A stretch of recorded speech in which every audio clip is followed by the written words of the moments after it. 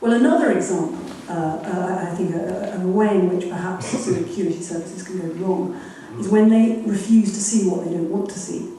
And this has happened more than once when security services become obsessed with self-preservation, and when there's a big problem like a mole or a leak, and those in charge feel threatened by the thought of exposure and the level of the disaster. And often what has happened, certainly in two very major cases, people in charge drag their feet because they're so nervous of the consequences when the story comes out. Government.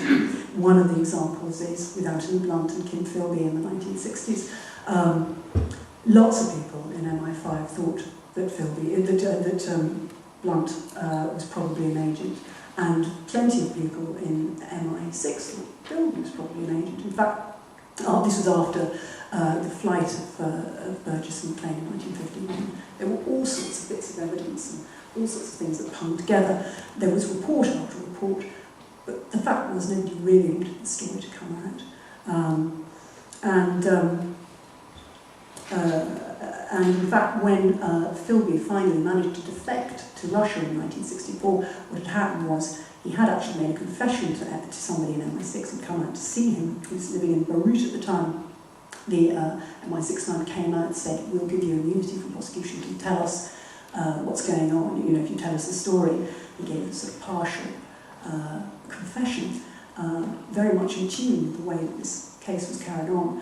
The inquisitor, an old friend of Philby's, went home, left him in Beirut for 2 weeks, and what a surprise, he skipped the country. And the head of MI6 said, "What a shame we reopened the case. Just trouble." Anyway, many stories like this. There's another extraordinary story in the CIA in the 1970s and 80s when two very successful moles, Aldrich Ames and Robert Hansen, were left to pass information to the Russians, I think respectively 9 years and 21 years. Ames is a particularly interesting character because he was alcoholic, incredibly rather pathetic creature, had terrible financial and marital problems, and he suddenly came into a very great deal of money very, very quickly, started throwing it about and buying fast cars. And he was the man in the t-shirts jumping up and down saying, "I am the Soviet mole." And for 9 years, there was report after report, assessment after assessment, and the CIA top brass did not act on it. And they even had evidence in 1991, really direct evidence, that it was Ames, but nothing was done for another 3 years.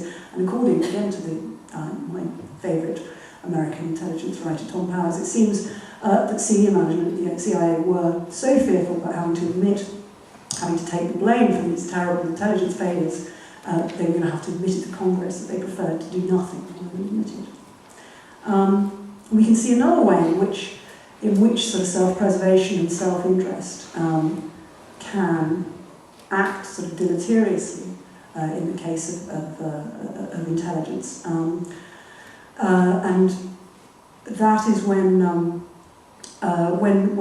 they create fear unjustifiably. Often these feelings are wrapped up with the fact that they persuaded themselves of this. But for example, the way that US intelligence, I think most historians would now agree that the US intelligence services and military stoked the fire of sort of fear of the Soviet Union in the 50s and 60s, talking about the missile gap and the bomber gap.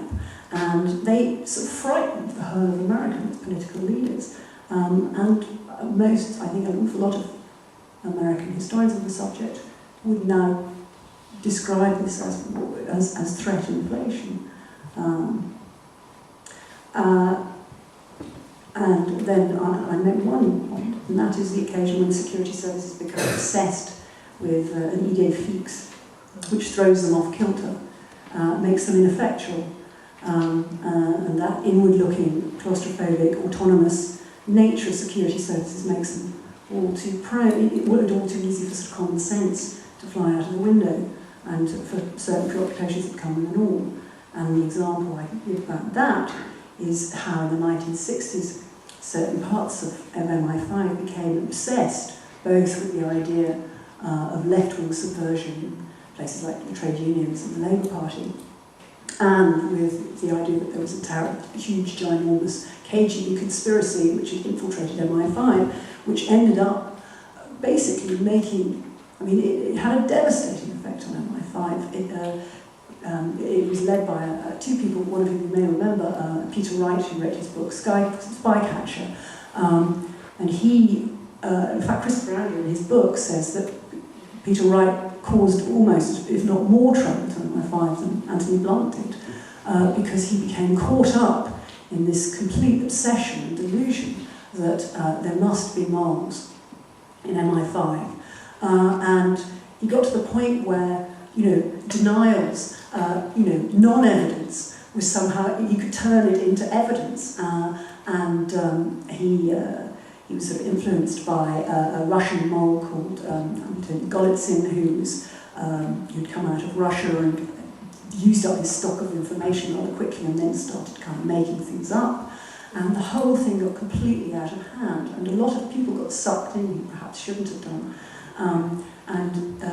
Wright and his co-worker, called Arthur Martin, really managed to sort of devastate the workings of MI5, and it was obsessed with its own internal security until the sort of early 70s, it turned out whether the Deputy General, Roger Hollis, and his deputy, Graham Mitchell, had in fact been Soviet moles. They weren't at all. They just weren't.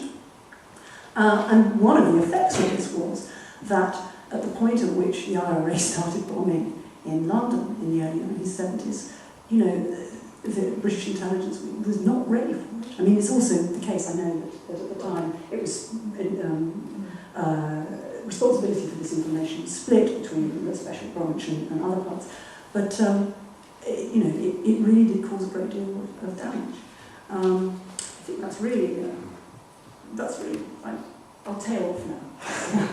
Thanks